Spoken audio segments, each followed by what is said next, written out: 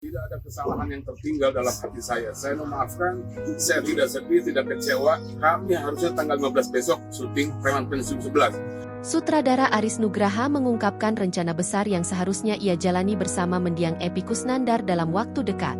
Hal itu disampaikan Aris saat memberikan sambutan di pemakaman Epy Kusnandar di TPU Jeruk Purut, Jakarta Selatan, Kamis, 4 Desember 2025. Di hadapan pusara sahabatnya, Aris menyebut bahwa Epy dijadwalkan untuk kembali syuting serial Preman Pensiun musim ke-11 pada pertengahan bulan ini.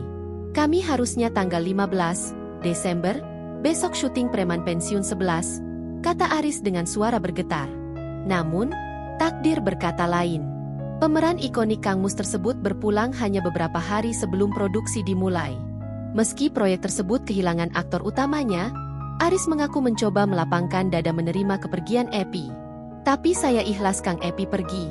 Karena saya percaya Kang Epy sedang menuju perjalanan ke surga, ucap Aris.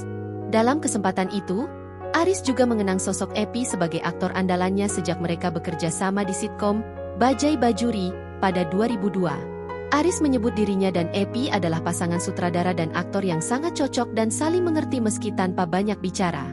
Kang Epy selalu mendampingi saya dan jadi aktor jagoan saya, tuturnya. Sebagai informasi, Epy Kusnandar meninggal dunia pada Rabu, 3 Desember 2025, pukul 14.24 WIB di usia 61 tahun. Jenazahnya dimakamkan di TPU Jeruk Purut diiringi isak tangis keluarga dan rekan seprofesinya. Tidak ada kesalahan yang tertinggal dalam hati saya. Saya memaafkan, saya tidak sedih, tidak kecewa. Kami harusnya tanggal 15 besok syuting Preman Pensiun 11. Tapi saya ikhlas Kang Epy pergi karena saya percaya Kang Epy sedang menuju perjalanan ke surga. Sekian, Assalamualaikum warahmatullahi wabarakatuh.